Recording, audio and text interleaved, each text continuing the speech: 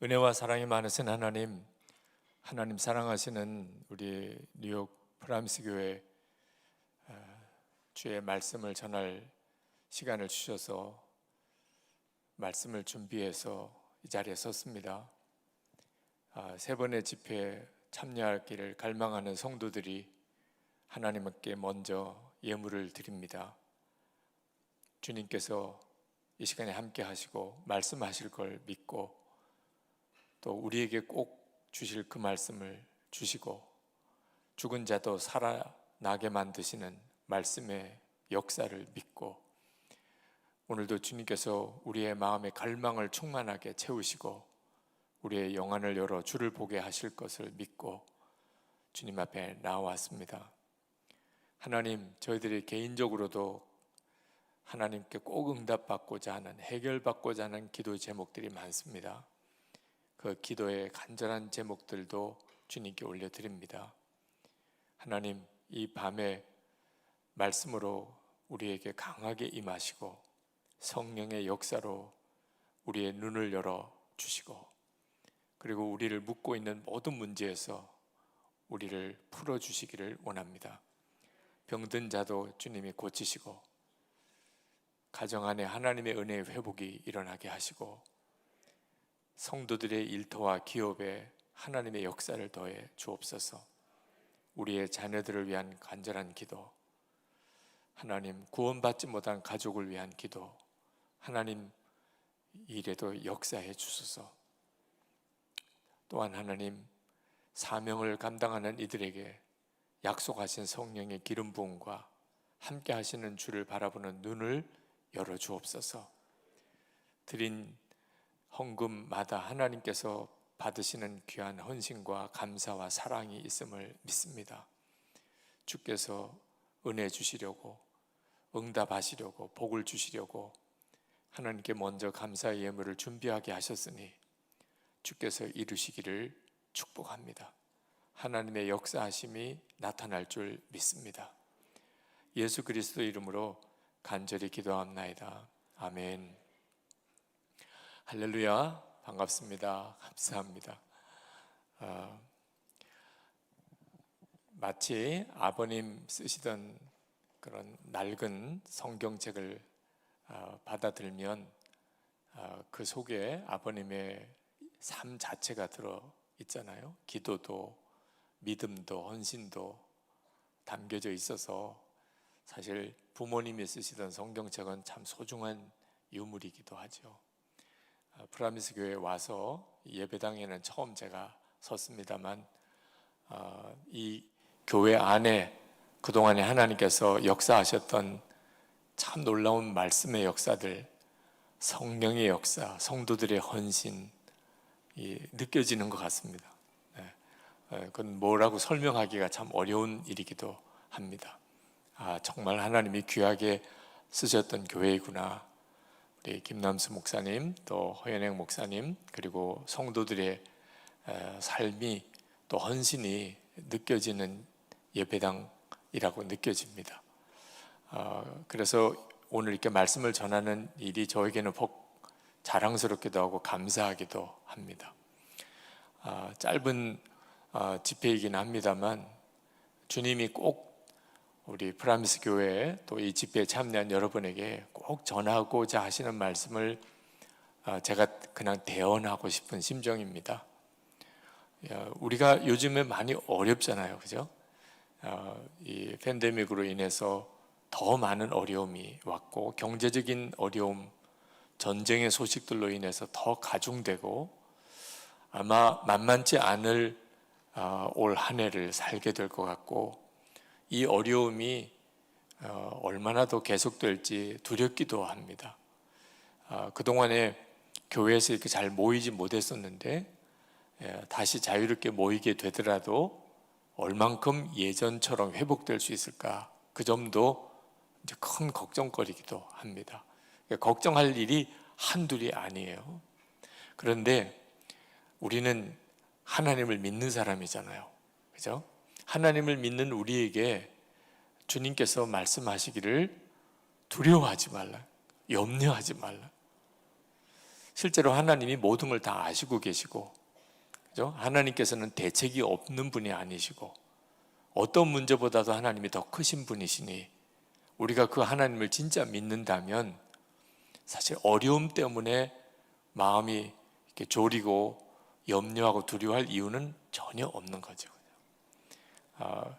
여러분들도 다 그동안에 많은 어려움을 겪어보셔서 알겠지만, 사실 성도는 어려움 때문에 무너지는 게 아니고 오히려 풍요로울 때, 여유로울 때 더 무너지는 거거든요. 그러니까 어려운 때는 늘 간증의 시간이었고 특별한 은혜를 경험하는 시기였어요. 그러니까 어려운 시기가 닥쳐온다고 하는 소식을 들으면, 그러면 은혜 받을 준비를 하면 옳습니다. 그게 진짜 믿음이죠.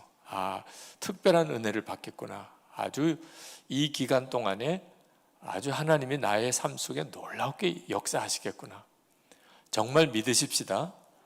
하나님은 참 이상하신 하나님이시라, 우리는 어려운 문제를 해결해 주시기를, 내게는 좀 어려움이 없기를 그렇게 늘 기도하지만, 하나님은 조금 짓궂으시다고 느낄 만큼 오히려 더 큰 어려움을 우리에게 안겨주시기까지 하시는 분이십니다.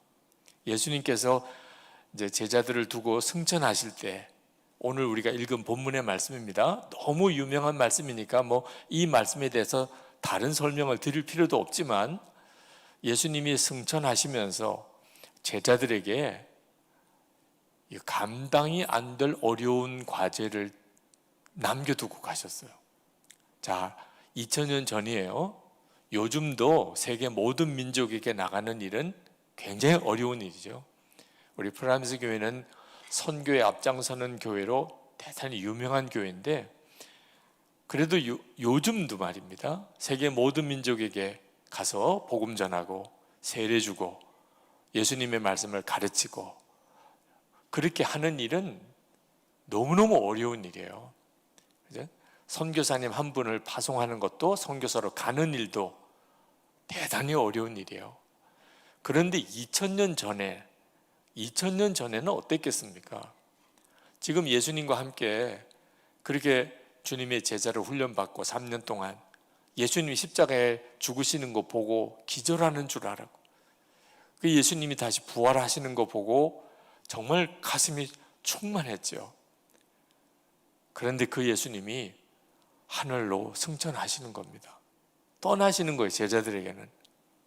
자, 그렇게 남겨진 제자들에게 예수님께서 이제 평강을 주고, 이젠 고생 끝이라고 하시고, 이제는 좀 여유롭게 살라고 하시고, 그러시면 얼마나 좋아요. 근데 그 제자들에게, 세계 모든 민족에게 이제 가서 그들을 제자 삼고 세례 주고, 그리고 주의 말씀을 가르쳐 지키게 하라. 엄청난 명령을 주시는 거예요. 우리가 힘들고 어려운 일이 닥쳐서, 하나님 이거 좀 해결해 주세요, 좀 힘든 거 좀 고쳐주세요, 좀 편안한 날을 주세요, 그렇게 기도하는 그 기도가 기도를 정말 잘하는 걸까? 우리 주님이 하신 거 보면 상상이 안 되는 어려운 문제를 던져주고 가시는 거예요. 근데 꼭 기억해야 합니다. 우리 주님이 대책 없이 어려운 것만 맡기고 가신 게 아니라는 점이에요. 많은 성도들이 힘들다고, 답답하다고, 괴롭다고 그렇게 말씀하시는 이유가 무엇인지를 정확히 알아야 합니다. 문제가 힘들어서, 어려운 일을 주셨기 때문에, 감당이 안 될 사명 때문에 힘든가? 그렇지가 않아요. 그래서 그거 해결하려고 주님께 기도하면 주님이 응답해 주시지도 않습니다. 하나님, 저희 가정에 지금 너무 어려운 일이 생겼어요. 우리 교회에 너무 큰 사명이 주어졌습니다. 하나님, 도무지 해결 못할 것 같아요. 이거 좀 줄여주세요. 좀 어려움이 없어지게 해주세요. 그래서 해결되어지는 경우를 못 봤어요. 그건 하나님이 문제를 해결하는 방식이 아니기 때문에요. 이제부터 여러분이 개인적으로든지 교회적으로든지 또는 나라와 민족에게든지 어려운 문제가 생길 때는 문제를 푸는 정확한 길을 아셔야 됩니다. 예수님께서 제자들에게, 그렇지 않아도 힘들어할 그 제자들에게 세계 모든 민족으로 나가서 복음 전하라는 엄청난 사명을 주시면서 약속을 하나 주셨어요. 그 뒤에 무슨 약속을 주셨냐면 세상 끝날까지 너희와 항상 함께 있으리라. 이 약속 때문에 사실 그 앞에 있는 그 엄청난 사명이 다 감당되어질 수 있는 일이 된 거예요. 그러므로 우리에게도 문제나 어려움이 큰 것 때문에 고민할 문제가 아니에요. 하나님께서 우리에게 약속하신 것, 세상 끝날까지 너희와 항상 함께 있으리라 하는 이 약속을 붙잡는 신앙이 중요한 거예요. 여러분에게 한번 물어보겠습니다. 세상 모든 민족에 가서 복음을 전하는 사명과 세상 끝날까지 항상 함께 있으리라는 주님의 이 약속 중에 어떤 것이 더 크게 느껴집니까? 여러분의 마음속에 세상 끝날까지 함께 계시겠다는 약속이 더 크게 느껴지는 사람은 사명이 아주 작게 여겨져요. 세상 끝날까지 주님이 함께 계시겠다. 그러면 모든 민족에게 가서 복음 전하는 일이 뭐가 문제야? 주님이 함께 하시는 거니까. 그런데 내게 주어진 어려운 일이나 사명이 너무 크게 느껴지는, 그래서 힘들어요, 못하겠어요, 어려워요, 살려주세요, 이런 탄식이 나오는 경우는 딱 한 이유 때문이에요. 세상 끝날까지 함께 하시겠다는 주님의 약속이 실제로는 믿어지지 않기 때문에. 우리는 굉장히 놀라운 믿음을 가진 사람입니다. 불교 신자들은 부처가 마음에 있다고 말 안 해요.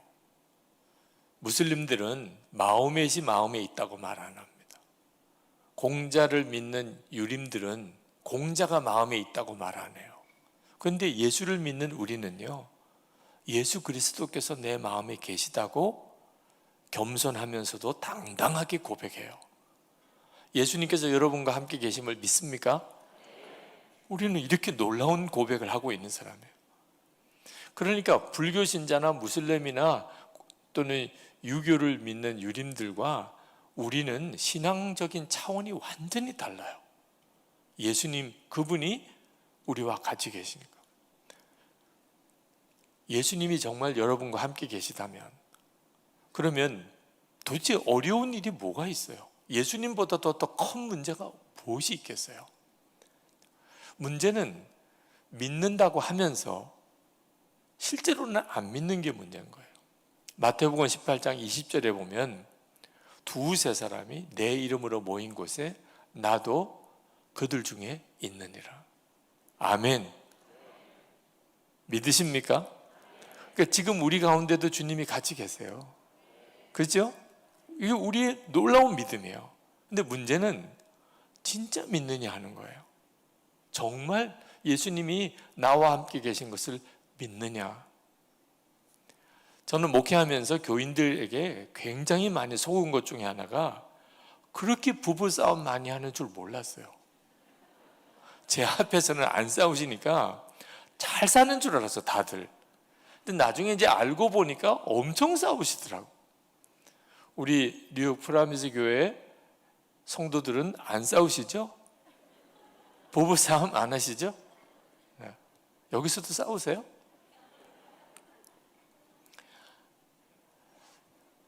왜 부부싸움 하시는 거죠? 예수님이 마음에 계신 걸 안 믿으니까요. 여러분, 예수를 믿고도 삶이 안 바뀐다 그래요. 그게 많은 교회, 또 한국 교회 숙제기도 합니다. 예수 믿는 성도들의 삶에 문제가 있는 거예요. 근데 예수 믿으면 삶이 바뀌게 돼 있어요. 예수를 믿고도 삶이 안 바뀌었다면 예수님을 제대로 믿은 게 아니에요. 여러분, 우리 허윤행 목사님, 우리 담임 목사님, 여러분 신방 가면 좋으시죠? 그죠? 오셔서 가정을 위해서 말씀을 주시고 축복 기도해 주시고, 그럼 얼마나 좋아요. 그죠? 저희도 저희 교회 교우들이 제가 신방을 가면 꼭 예수님 오신다고 그렇게 여기시는 분들이 계세요. 그렇게 하지 마시려고 그래도 도배장판을 다 다시 하고 식사 준비를 했는데 무슨 뭐 엄청난 준비를 하세요. 그렇게 하지 마시라고 그러는데도 그래도 목사님 어떻게 한번 저희 집에 신방 오시는데 어떻게 그냥 모실 수 있느냐 그러세요. 아마 뭐 우리 프라임스 교회 성도님도 다 그렇게 하실 거라고 생각해요. 목사님이 신방 오시는 거 축복해 주신 거 얼마나 좋아요. 그런데 허연행 목사님 또 김남수 목사님을 모시고 살라 그러면 어때요? 신방 오시는 것과 이건 좀 다른 문제잖아요. 그죠? 오셔서 신방해 주시고 축복해 주시는 건 감사한데 가셔야 되잖아요. 계속 사시면 어떻게 해요? 어느 방을 내어드려요? 식사는 또 어떻게 대접해 드려요? 목사님이 계속 우리 집에 사시면 너무 불편하잖아요. 한 가지 분명한 것은 우리 목사님 우리 집에 와서 사시면 생활이 완전히 달라질 거는 분명해요. 그죠? 일단 매일 예배 드릴 거 아니에요. 그죠? 매일 예배 드릴 거. 부부싸움이 되겠어요? 담임 목사님 집에 와 계신데. 그죠? 뭐 텔레비 보는 건 이제 끝이죠? 매일 큐티 해야죠. 네. 공동체 성경 읽기는 뭐 기본이고요. 그죠? 선교는 뭐 가장 앞장서야 되죠. 담임 목사님 모시고 사는 사람이. 자, 담임 목사님만 집에 모시고 살아도 생활 다 바뀌잖아요. 뭐 담임 목사님이 아니라도 사위가 왔다, 며느리가 왔다, 누가 친척 중에 누가 우리 집에 와서 같이 산다, 부모님을 모시고 산다. 그 자체가 생활의 변화를 가져오는 거잖아요. 그런데 예수님께서 정말 내 마음에 계세요. 그게 진짜라면, 내가 그걸 정말 믿는다면 어떻게 삶이 안 바뀔 수 있어요? 예수님이 내 마음이 계시다는 것을 그냥 머리로만 인정하는 것. 그렇다고 그러더라. 그렇게만 믿는 거예요. 그러니까 부부싸움 하는 거예요. 아니, 예수님을 집에 모시고 예수님을 내 마음에 계신데 부부싸움이 돼요? 여러분, 목사님이 세요? 예수님이 세요? 진짜 유튜브 아이들에게 하는 질문 같죠? 네. 근데 이게 우리들의 문제라니까요. 우리는 예수님이 마음이 계시다고 그렇게 당당하게 고백하면서도 실제로는 전혀 아닌 거예요. 엄청난 사명이죠. 복음을 모든 민족에 가서 전하라. 이걸 어떻게 하냐 말입니다.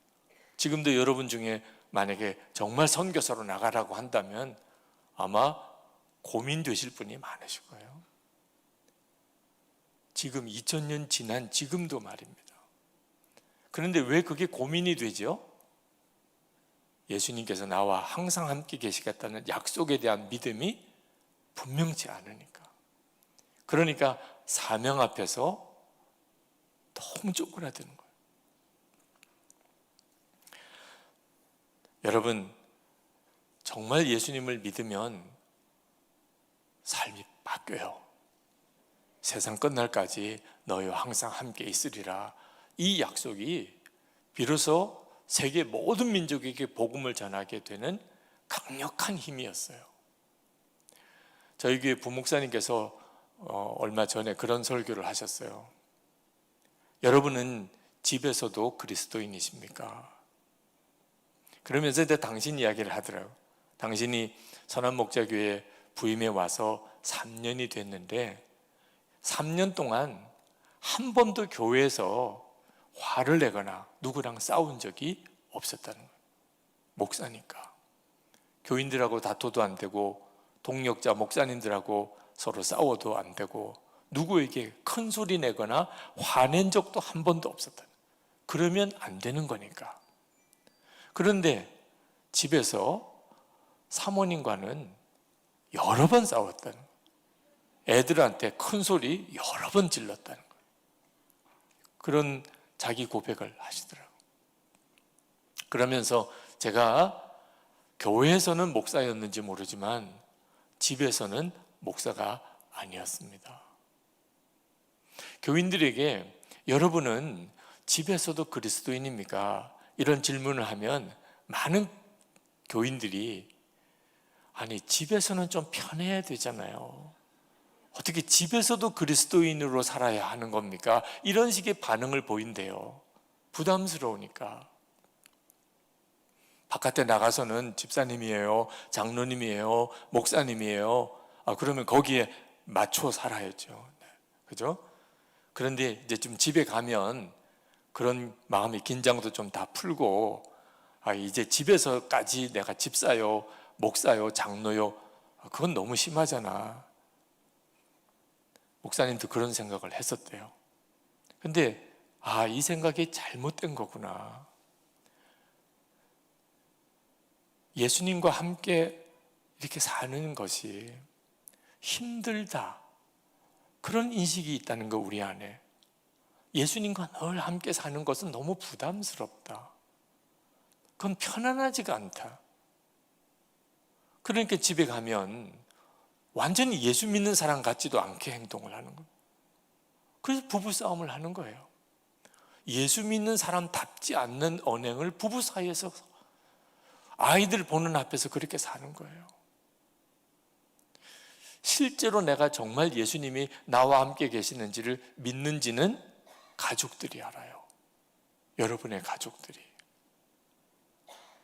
그러니까 우리 중에는 예수님을 믿는다고 했고 교회도 다니고 정말 분명히 예수 믿는 사람 다 와요. 그런데 아직까지 진짜가 아닌 크리스찬들이 많습니다.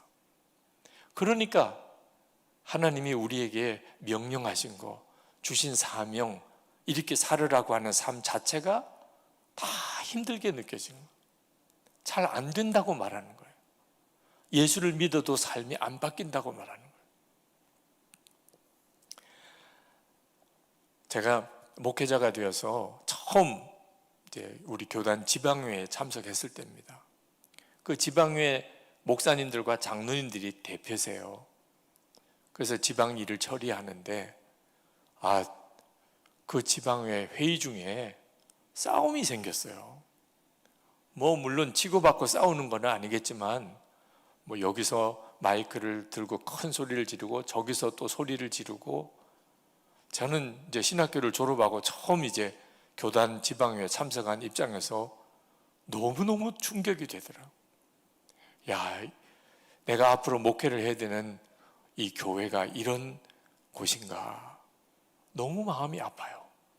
하여튼 무슨 문제로 싸우는지는 기억이 안 나지만 목사님, 장로님들이 서로 막 소리 지르고 하는데 너무 불편해요. 근데 더 기가 막힌 것은 그렇게 막 서로 언쟁을 하고 얼굴을 붉히고 소리를 지르고 하시다가 추도 예배 시간이 됐어요. 추도 예배를 인도하는 목사님, 장로님들이 강단에 올라오시고, 그리고는 그렇게 싸우다가 갑자기 예배를 드리는 거예요. 찬송을 같이 부르자고 하는데 정말 눈물밖에 안 나더라고요. 아니, 이렇게 예배 드릴 수 있는 거예요? 조금 전까지 싸우다가 예배 시간이 되었다고 찬송 몇 장 부르십시다. 그렇게 또 찬송을 다 같이 불러요. 아니, 예배를 받으시는 주님이 의식이나 되는 건가? 이렇게 예배 드려도 되나? 그런데 그렇게 예배가 끝나고 또 싸우는 거예요.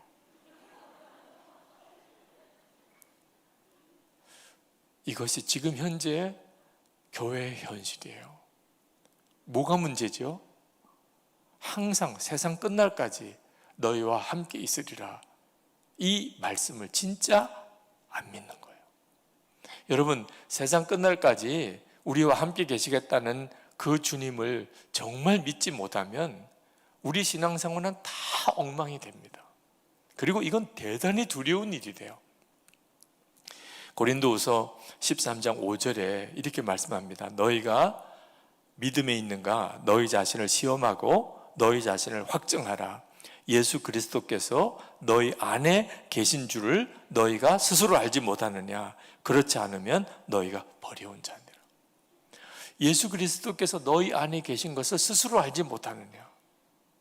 만약에 그렇지 않다면 너희는 버린 자리라. 그러니까 여러분, 가정에서나 교회에서나 성도들이 어디서나 예수님이 내 안에 계시다, 이 사실을 정말 아는 성도가 예수 믿는 사람이고 그 사람이 구원받은 사람. 그런데 예수를 믿는다고 하고 예수님이 내 안에 계시다고 고백은 하지만 실제로는 전혀 믿는 게 아닌 행동을 하는 사람, 그럼 버린 자네. 저는 목회하면서 교회 안에 실제로 예수님이 정말 마음에 계신 것을 믿지 못하는 교인을 많이 봤어요. 그러니까 그렇게 행동하는 거예요. 교회 안에서 실제로 마귀 노릇하는 사람도 꽤 많아요. 도무지 상상이 안 되는 그런 삶과 행동을 하는 그리스도인들도 많이 봤어요. 원인은 딱 하나예요. 모태신앙이기도 하고 오래 교회를 다니기도 했고 배운 것도 많고 들은 것도 많아도 예수님께서 마음에 계신 것은 믿지 못하는 거예요. 그러니까 두려움이 없는 거예요. 예수님에 대한 두려움이. 그래서 교회 안에서 소리를 확 지르고 교회 안에서 성도들끼리 싸우고 주님이 계신 것이 진짜 믿어지면 그렇게 할 수 있겠어요? 은밀히 사람 보지 않으면 은밀한 죄에 빠져. 여러분이 정말 예수님 마음이 계신 걸 믿으시는 사람입니까? 그럼 증거가 있어요. 첫 번째는 은밀한 죄가 없어요. 여러분, 예수님이 마음에 계신데 어떻게 은밀한 죄가 있어요? 여러분은 은밀한 죄가 다 사라졌습니까? 이제 예수님을 모시고 사니까 더 이상 은밀한 죄를 지을 수가 없어요. 그렇습니까? 또 하나가 염려가 없어요. 염려를 주께 맡겨버리라. 베드로 사도가 그렇게 권했잖아요. 염려가 주님께 맡겨져요. 주님이 함께 계시니까. 그러니 어려운 일도 있고 걱정거리도 생겼는데 염려는 안 돼요. 왜? 나와 함께 계신 예수님이 그 어려움보다 더 크시니까. 그런데 실제로 염려가 주님께 맡겨지지 않는 성도가 많습니다. 선교사님 한 분이 한국에 와서 암 수술을 받으시려고 오셨는데 병원에 신방을 갔어요. 그리고 선교사님께 성경 구절을 읽어드렸는데 염려를 주께 맡기라. 선교사님, 수술은 의사가 하지만 다 주님이 주관하시는 겁니다. 선교사님이 이제 전신 마취하시면 아무것도 모르십니다. 수술은 다 주께서 의사를 통하여 하실 겁니다. 그러니 염려를 다 주님께 맡기세요. 제가 무슨 큰 특별한 설교를 한 것도 아니에요. 당연히 그 선교사님이시니까 더 그렇죠. 그러면 이제 선교사님이 아멘 이렇게 그 선교사님 답잖아요. 아멘, 그죠? 그러면 제가 이제 기도해 드리고 끝나는 게 저 나름대로 생각했던 각본이에요. 그런데 선교사님 염려를 이제 주님께 맡겨버리세요. 대답이 없어요. 선교사님 못 들으신 줄 알고 선교사님 이제 걱정 염려해서 될 문제도 아니니까 정말 주님께 맡기세요. 주님이 하실 겁니다. 대답을 안 하시는 거예요. 그러니까 그 다음에 기도를 해야 되는데 본인이 아멘을 안 하시니까 저도 이게 참 기도를 해야 될지 난감하더라고요. 근데 선교사님이 아주 정말 죽어 들어가는 소리로 그게 잘 안 돼요. 정말 믿음의 용사 중에 용사셨던 선교사님. 근데 암 수술을 받으려고 한국에 와서 그리고 목사가 신방 와서 염려를 주께 맡기라고 했는데 그게 잘 안 된다는 거예요. 자, 그 선교사님이 믿음이 좋으냐 나쁘냐 이런 걸 따지려고 말씀을 드린 게 아니고 여러분은 염려가 주님께 맡겨지냐는 거예요. 여러분은 문제가 생겼을 때 염려가 주님께 맡겨져요? 아이, 목사님, 그게 그렇게 간단한 문제라면 누구나 또 다 믿지요. 여러분, 돈에는 염려가 맡겨져요, 안 맡겨져요? 자, 돈이 한 1,000불 정도 있다고 합시다. 그런데 식당을 갔어요. 근데 같이 가신 성도들이 꽤 있으세요. 자, 밥값 걱정이 돼야 안 돼요? 돈 1,000불이 있어요, 지금. 돈에 염려가 착 맡겨지잖아요. 뭐 맡기려고 기도하고 뭐 결단하고 노력할 필요가 있습니까? 우리는 돈의 힘을 믿어요. 그러니까 돈이 있으면 걱정이 안 돼요. 맡기고 말 것도 없어요. 우리는 염려를 맡기는 것에 대해서 모르는 사람이 아닙니다. 문제는 예수님 돈보다도 더 크신 분이냐, 예수님이 진짜 나와 함께 계신 것을 믿느냐, 그 점엔 차이가 있는 거예요. 많은 성도들이 예수님을 믿는다고 해요. 그런데 예수님 때문에 속죄받은 정도의 믿음뿐이지 항상 함께 계시는 믿음은 없다는 거예요. 그러니까 사명이 다 힘들게 느껴지는 거예요. 초대교회 당시에 사명보다 약속이 더 컸어요. 초대교회 성도들에게 있어서는 사명보다도 약속이 더 컸어요. 모든 민족에게 가서 복음 전하라.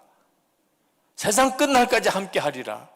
이 둘 중에 어떤 게 더 컸냐? 주님이 세상 끝날까지 함께 하시겠다고 하는 약속이 더 컸기 때문에 그들은 순교를 각오하고도 복음을 전했어요. 그리고 지금 우리에게까지 복음이 전해진 거예요. 예수님께서도 사도행전 1장 4절에 예루살렘 떠나지 말고 내게서 들은 바 아버지께서 약속하신 것을 기다리라.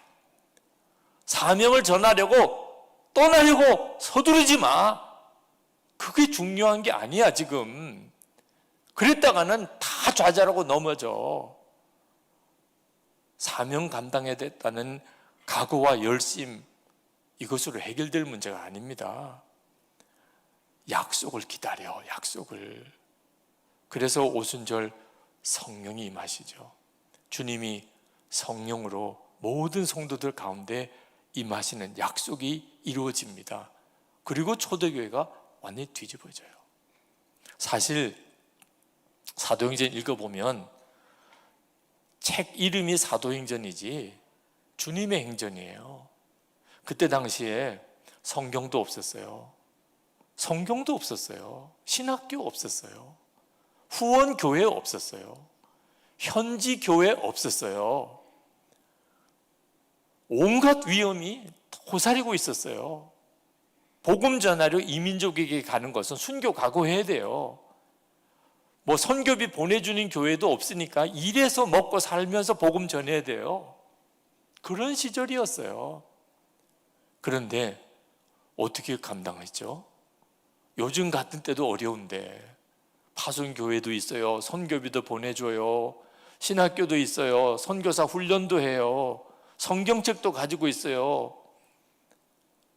동역자들도 있어요. 선교지에. 현지 교회도 있고요. 그런데도 어려운데 그때는 어떻게 감당했죠? 주님이 계속 같이 역사하셨어요. 베드로가 정말 죽을 위기에 처했을 때 옥에서 베드로를 건져낸 천사가 있었어요. 빌립이 에디오피아 내시에게 성령이 이끌고 가서 광야에서 내시에게 복음 전하게 했어요. 베드로에게 고넬료의 집에 가라고 하나님이 직접 말씀하셔서 갔어요. 사도 바울이 복음 전하려고 아무리 애를 썼는데 성령이 막으셔서 어떻게 해야 되나. 그런데 마게도네 사람들이 환상 중에 건너와서 우리를 도우라. 그래서 주님이 바다 건너 유럽으로 가라는 거구나. 그래서 유럽으로 건너갔어요. 그러니까 사도행전은요 하나같이 다 주님이 함께 하셔서 방향을 정해주고 그리고 길을 가르쳐주고 그리고 순간순간 역사하셨어요. 그게 사도행전이에요. 초대교회예요. 지금은 다른가요? 지금도 똑같다니까요. 지금도 우리 주님이 우리와 함께 계셔서 우리의 모든 것을 주관하시고 우리의 삶, 우리의 사명의 길을 주님이 이끄세요. 근데 문제는 전혀 그걸 모르겠다는 거예요. 우리만 있는 것 같아요. 예수님이 우리와 같이 계시는 것에 대해서 너무 답답해하는 거예요.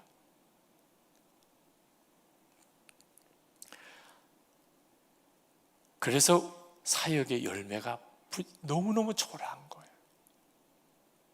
여러분, 한국 교회가 부흥을 맞이한 교회였기 때문에 지금 이렇게 한국 교회가 된 겁니다. 그 부흥의 시작이 1903년 하디 선교사님의 회개로부터 시작이 됩니다. 그게 1907년에 평양의 장대현 교회 대부흥의 역사로 이어지고, 그리고 한국 교회 전체가 성령의 역사에 사로잡히죠. 자, 한국 교회 부흥의 시작이었던 하디 선교사님, 그분은 의사였고 미국에서 한국으로 와서 복음을 전했던 정말 훌륭한 감리교 선교사예요. 근데 그분이 무슨 회개를 했을까요? 아시나요? 도대체 하디 선교사님이 무슨 회개를 했기에 그런 한국교회 부흥의 역사가 일어났을까요? 깜짝 놀라게도 예수님을 진짜 믿은 게 아니었다, 그 고백 때문이에요. 아니, 도대체 하디 선교사님이 예수님을 믿은 게 아니라니 그게 무슨 말인가요? 하디 선교사님은 그때 한국에 와서 어떻든지 정말 제대로 된 교회, 제대로 예수 믿는 성도를 그렇게 세우고 싶었는데 큰 좌절에 빠졌어요. 도무지 제대로 예수 믿는 사람 한 사람 세우기가 힘든 거예요. 제대로 된 교회 하나 서기가 힘든 거예요. 그 하디 선교사님 눈에 보기에는. 도대체 한국이라는 나라는 예수를 제대로 믿을 수나 있는 나라인지, 수준이 너무 낮아, 수준이. 도대체 한국 사람들은 어떻게 신앙생활을 좀 제대로 해볼 사람 한 사람 만나기 이렇게 어려운가? 그 하디 선교사님의 좌절이었어요. 근데 선교사 수양회가 1903년 원산에서 모이는데 하디 선교사님에게 설교를, 요한복음으로 3번의 설교를 부탁을 했습니다. 설교 준비를 하는데 성령께서 하디 선교사님에게 책망을 하신 거예요. 너는 영혼이 구원받고 교회가 세워지는 것이 전적으로 성령의 역사인 걸 모르느냐? 그런데 넌 어떻게 내가 공부했던 거, 내가 의사라는 거, 내가 선교사라는 거, 그런 자부심, 내가 하면 할 수 있지 않겠냐, 그런 어떤 자신감, 영적인 교만, 너 그렇게 해서 무슨 열매가 맺어지겠냐? 하디 선교사님이 말씀 준비하다가 꼬꾸라진 거예요. 한국에 교회가 제대로 서지 못하고 예수 제대로 믿는 사람 일어나지 못하는 이유는 선교사인 나 자신이 예수님을 전적으로 의지하고 주님이 나를 통해 역사하도록 일하지 않고, 내가 어떻든지 한국 사람 성경 가르치고 복음 전해서 예수 잘 믿는 사람 만들고 그런 사람들로 교회를 세울 수 있다고 생각했던 교만 때문이었습니다. 제가 진짜 주님을 의지하는 믿음이 없었습니다. 그 선교사님 기도회 시간에 눈물로 회개했어요. 동료 선교사님들 다 충격받았어요. 이 지금 조선 땅에 교회가 제대로 서지 못하는 이유가 선교사인 우리들이 진짜 우리와 함께 계시는 예수님을 정말 믿고 의지하고 그 주님으로 일하지 않았기 때문에, 다 우리 스스로 할 수 있는 줄로 여기고 내 지식, 내 경험, 내가 배운 것 가지고 여기서 목회하려고 하니까 열매가 없는 거예요.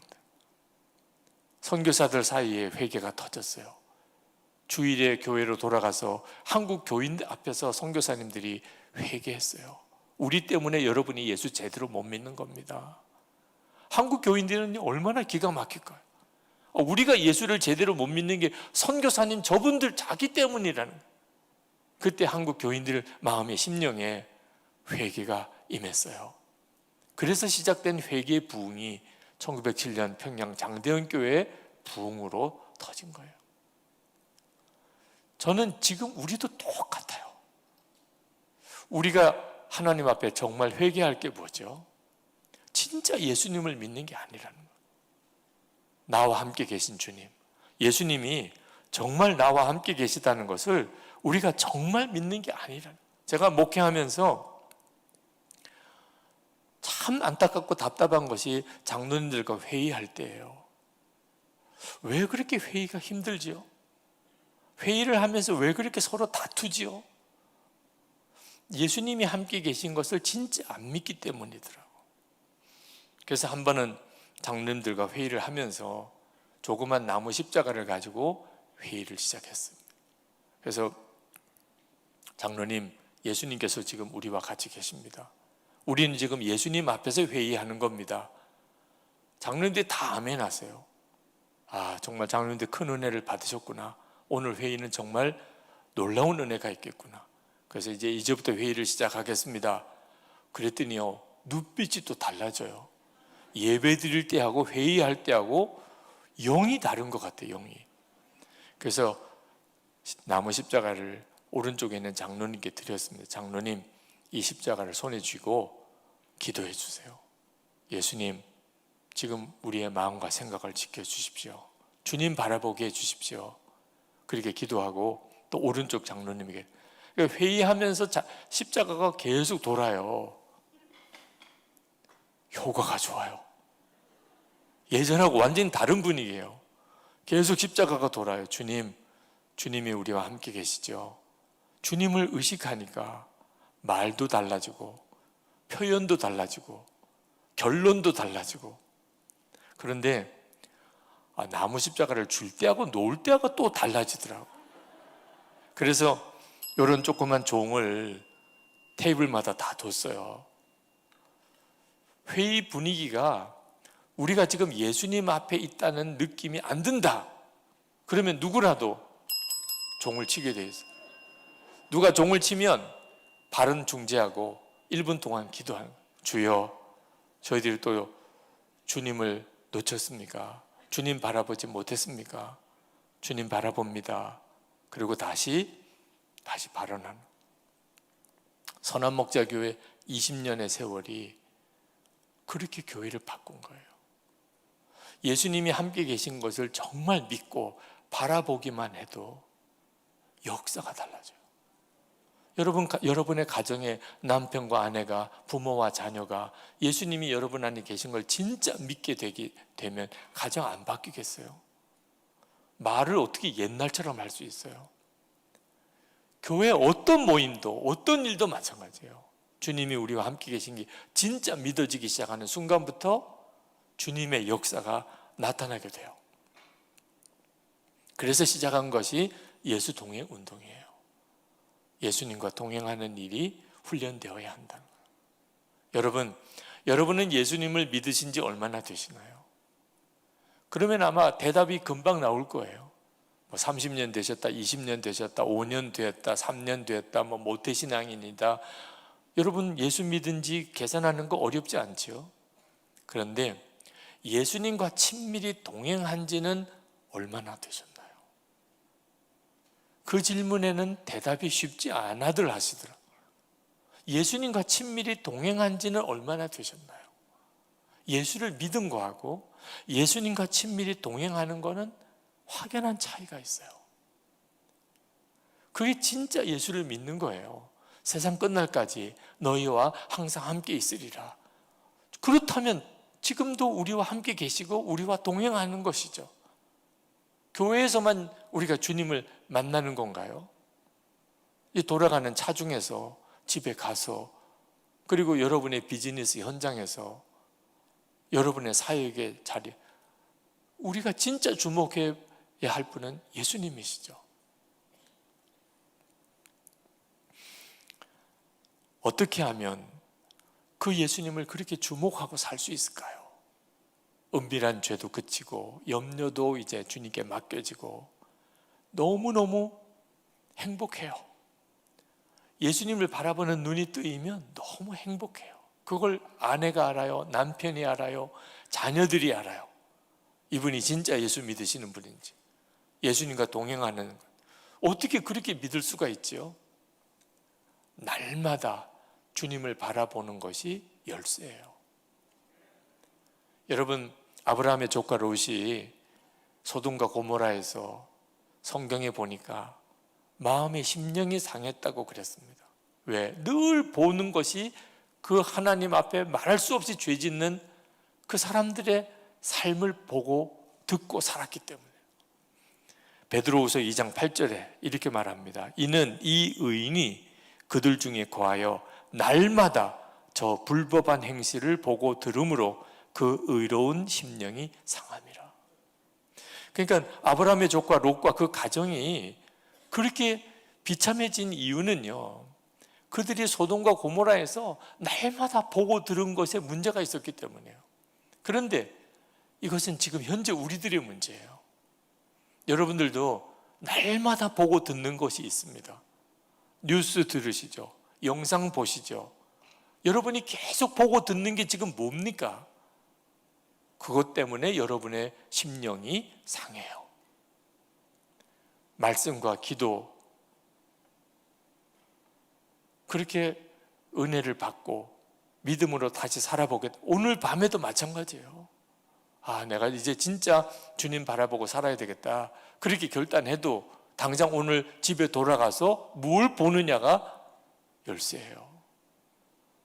무슨 재미있는 영상 하나 있다고 보고서 깔깔대고 웃다가 누가 뭘 맛있게 먹는 영상이 있다고 또 그거 잠깐 보았다가 그러면 오늘 밤 받은 은혜 다 없어져요. 보고 듣는 것에 의해서 내 심령이 상해요. 그래서 24시간 예수님을 바라보고 예수님과 동행하는 운동을 하기 위하여 매일 일기를 쓰는 일을 시작을 한 겁니다. 항상 주님을 의식하고 주님을 바라보고 살아야만 비로소 주님과 동행하는 믿음이 돼요. 주님이 나와 함께 계신 게 믿어져요. 믿어져야 믿음인 거예요. 믿으려고 애를 써서 믿어지는 거 아니에요. 어떻게 하면 믿어지지요? 내가 생각하는 것 자체가 항상 주님이어야 하는 거예요. 어느 젊은 목사님이 상담을 왔어요. 1시간 정도 이야기를 나누고, 그리고 목회는 어떻게 해야 되고 설교는 어떻게 해야 되고 교인 관리는 어떻게 해야 되고, 그리고는 맨 마지막에 목사님 정말 질문이 하나 있다는 거예요. 그래서 뭐냐고 그랬더니 저는 예수님이 마음에 계신 걸 믿습니다. 정말 믿습니다. 그런데 주님이 나에게 뭐라고 말씀하시는지는 잘 못 듣겠다는 거예요. 그래서 교인들에게 예수님이 우리 마음에 계시다는 것을 설교하기가 때때로 어떤 때는 자신이 잘 없다는 거예요. 왜냐하면 주님이 나와 함께 계시는 것을 내가 경험을 못하니까. 목사님, 어떻게 하면 예수님이 내 안에 계신 것을 경험할 수 있을까요? 그래서 제가 그 목사님께 그랬어요. 예수님이 마음에 계신 것을 진짜 믿으시면 됩니다. 그랬더니 그 목사님이, 목사님 저 정말 믿습니다. 예수님이 제 마음에 계신 것을 저 정말 믿어요. 그런데 주님의 음성은 못 듣겠습니다. 그래서 제가 그 목사님에게 물었어요. 목사님, 그렇다면 오늘 저를 만나려고 1시간 거리를 운전을 해서 오셨는데 오시는 동안에 예수님께서 목사님에게 뭐라고 말씀하십니까? 그랬더니 그 목사님이, 목사님 그게 안 된다는 거예요. 저는 아무 말씀을 못 들었어요. 그래서 제가 그 목사님께 말씀드렸어요. 거 봐요, 안 믿잖아요. 그 목사님 막 혼란스러워 하더라고요. 목사님이 진짜 믿으신다면 예수님이 함께 계십니다. 그러면 저에게 이렇게 말 안 합니다. 목사님 만약에 사모님과 함께 1시간을 어디 운전해서 가는데 아무 말을 안 했다. 목사님과 사모님 사이에 심각한 문제가 생긴. 목사님 혹시 장로님이나 교인 누가 차에 함께 동석하고 그리고 1시간을 어디를 가는데 아무 말을 안 했다. 그러면 목사님은 목회에 심각한 지금 문제를 가지게 될 겁니다. 그런데 예수님이 목사님 안에 계신 걸 믿는다면서 1시간 동안 운전해서 오셨는데 주님이 아무 말씀도 안 하셨다는 내용을 이렇게 태연하게 이야기하면, 목사님 저는 아무 말씀도 못 들었어요, 이런 식의 표정으로 이야기하는다. 믿으신다면 그렇게 말할 수가 없습니다. 얼마나 두려운 일입니까? 주님이 나와 함께 계신데 아무 말씀이 없으셨다. 그럼 주님과 나 사이에는 심각한 문제가 생긴 거죠. 정말 두렵고 떨리는 마음으로 심각한 고민을 가지고 말씀하셔야 믿는 사람이죠. 예수님이 마음이 계신 걸. 목사님 이제 돌아가실 때 주님 저에게 무슨 말씀을 하고 싶으세요? 물어보세요. 1시간 동안 내내 주님 무슨 말씀하고 싶으세요? 제 안에 계신 걸 저 압니다. 왜 도대체 유기성 목사를 만나게 오게 하시고 1시간 동안 이야기도 나누고 도대체 왜 오늘 저를 여기까지 오게 하셨나요? 제발 좀 말씀해 주세요. 그러면 틀림없이 목사님 마음에 주님의 뜻이 이건가 생각나는 게 있으실 겁니다. 아, 이 말씀을 들으려고 오라고 하셨나? 그러면 집에 돌아가셔서 그걸 기록하세요. 기록하세요. 지금은 그저 느낌으로 정도밖에 안 된다고 하더라도 이런 말씀이었나? 라고 생각된다. 그렇게라도 쓰세요. 그리고 매일 신방을 가시든 아침에 새벽 기도를 하시든 식사를 하시든 매일 주님 계속 주님 생각하며 그렇게 살아보면서 주님이 주시는 생각과 마음을 깨달은 대로 써보세요. 그렇게 일기를 한 달 동안만 써보세요. 그러면 목사님 안에 주님이 내게 이렇게 말씀하시는구나, 이렇게 역사하시는구나, 목사님 스스로 교인들에게 그렇게 고백하고 있음을 보게 되실 거예요. 주님이 함께 계신데 주님이 아무 말씀하지 않는 경우는 한 사람도 없습니다. 오늘 이 시간에 이 자리에 오신 여러분들, 예수님이 내 안에 계신 것을 선포되는 말씀으로만 들었지 한 번도 진짜 경험을 못 해보신 분, 그렇다면 무엇보다 진짜 믿음으로 반응해야 돼요. 솔직히 말씀드리죠. 예수님이 여러분 안에 계시지 않았다면 여기 올 사람 한 사람도 없습니다. 주님이 이끌지 않았다면 오늘 여기 왜 옵니까? 여러분 안에 오늘 여기까지 오게 만드신 분이 주님이세요. 여러분 그저 눈을 감고 조용히 주님 사랑합니다, 주님 정말 믿습니다, 그렇게 고백만 한번 해보세요. 예수 우리 왕이여, 조용히 찬양 한번 해보세요. 여러분의 마음의 심령이 확실히 다릅니다. 여러분 안에 주님이 계시니까 은혜도 깨닫게 되고 말씀도 깨닫게 되고 주의 일 하고 싶고 은혜를 사모하는 마음도 생기고 그렇게 되는 거예요. 예수님 마음이 계시지 않는데 예수를 믿을 수 있는 사람은 한 사람도 없다고요. 그런데 그 주님을 계속 무시하고 사는 거예요. 관심 없이 사는 거예요. 저희 교회 선교사님 한 분에게 예수 동행 일기를 써보라고 그랬더니 그까짓 거라고 생각이 들더래요. 처음에는 세상에 무슨 일기까지 쓰라고 하시나.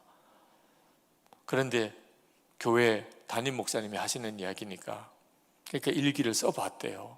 근데 처음에 우리 예수 동행 일기를 쓸 때 질문이 있습니다. 아침에 눈을 떴을 때 예수님 생각을 하셨습니까? 근데 그 선교사님이 그 질문 앞에 아니요, 아침에 눈 뜰 때 예수님 생각을 안 했어요. 오늘 누구랑 식사하실 때 예수님 생각을 하셨습니까?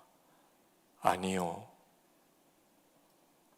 심지어 예배 드릴 때조차도, 여러분 목사가 예배 드리고 예배를 인도할 때도 교인이 몇 사람이나 왔나, 누구는 또 안 보이네, 저분은 왜 졸지, 안내는 제대로 서나, 오늘 찬양되는 찬양을 잘했나. 목사가요 예배를 인도하면서도 예수님 생각을 못해요. 그날 이 선교사님이 기절하는 줄 알았어요. 자기는 예수님 때문에 선교지로 왔고 그리고 주님을 전하고 주님을 복음을 전하고 그렇게 살았다고 생각했는데 하루 종일 예수님 생각도 못하고 산 거예요. 그래서 그때부터 정신 똑바로 차리고 매일 일기로 주님 내가 생각하면서 그렇게 사역을 하고 있나. 그분이 지금 예수 동행 운동을 이끌어가는 대표 역할을 하시는 분, 김성애 목사님이시라고. 여러분, 우리가 예수님을 잘 믿는데 죽고 난 다음에 천국 가서 예수님을 만나 뵈면 뭐라고 인사하시겠어요? 여러분, 예수님을 천국에서 뵈면 뭐라고 인사하시겠어요? 대부분 성도들이요, 말씀 많이 들었습니다. 한 말씀은 엄청 들었죠. 뭐 예배 드릴 때마다 들었어. 오늘도 뭐 수도 없이 들었잖아요. 만나 뵙지를 못했어. 여러분, 어떤 사람에 대해서 말은 많이 들었는데 만나보지를 못했어요. 그러다가 어떻게 그 사람을 만났어요? 그러면 여러분 뭐라고 인사해요? 말씀 많이 들었습니다. 저절로 그렇게 인사가 나오죠. 예수님 만나 뵙고 말씀 많이 들었습니다. 이런 인사 할 수 있겠어요? 내 마음에 계신데, 내 마음에 계신데, 나와 이렇게 동행해 주셨는데 무슨 말씀을 많이 들어요? 말씀을 지금부터라니까요. 여기서부터. 진젠돌프 백작이 모라비안 교도 그 공동체를 만들 때 믿음의 핵심이 뭐였냐? 그때 당시에 유럽의 대부분의 그리스도인들이 예수님은 재림에 오실 때나 만날 수 있는 줄로 알았어요. 그 예수님의 재림만 생각한 거예요. 그런데 진젠돌프 백작 안에는 예수님은 지금 함께 계시는 주님이라, 그 눈이 뜨인 거예요. 그리고 모라비안 교도들이 생기고 세계 선교의 문을 여는 역할을 했습니다. 주님이 하신 거죠. 오늘 저는 여러분들에게 예수님께서 지금 우리와 함께 계시다, 우리에게 주신 사명이 큰 것이 아니고 함께 계시다는 약속이 크다는 말씀을 여러분에게 전할 사실 사명 가지고 쓴 거예요. 오늘 우리 같이 기도하는 시간을 좀 가지고 마쳤으면 좋겠습니다. 기도의 제목은 하나입니다. 주님을 정말 만나는 믿음의 눈이 열리기를 원합니다. 그 기도를 분명하게 하시기 바랍니다. 이미 나는 예수님을 잘 믿는 줄 알았어요. 그러면 은밀한 죄도 그쳤습니까? 이제는 염려가 내게 떠났습니까? 정말 행복하십니까? 여러분 주변에 있는 사람들이 여러분으로 인하여 주님을 보십니까? 어떤 사명도 아주 작게 여겨집니까? 그러면 여러분은 진짜 예수님과 동행하는 사람입니다. 그런데 예수님을 믿는다고 하지만 걱정과 근심은 많고 늘 은밀한 죄로 무너지고, 나도 언제 한번 행복해질 때가 오나 이런 생각만 하고 있다면, 그러면 핵심은요, 예수님과의 관계에 문제가 생긴 겁니다. 주님, 이번에 주님을 진짜 믿게 해주세요. 주님을 바라보는 눈을 열어주세요. 이 시간에 우리 주여 한번 부르짖고 크게 통성으로 기도하겠습니다.